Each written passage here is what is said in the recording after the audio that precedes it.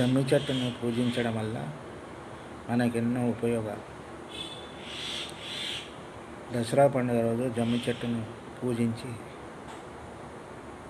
జమ్మి చెట్టు ధర్మానికి ప్రతిరూపమైనటువంటిది. అంటే పాండవులు విల్లంబులు జమ్మి చెట్టు మీద పెట్టడం వల్ల ఆ యొక్క విల్లంబులను కాపాడి మళ్ళీ పాండవులకు వెళ్ళి తీసుకోవడం జరుగుతుంది. అంటే అవి వేరే వాళ్ళు చూసినప్పుడు ఒక చనిపోయిన మనిషి అస్థిపంజరాలాగా కనిపిస్తుంది.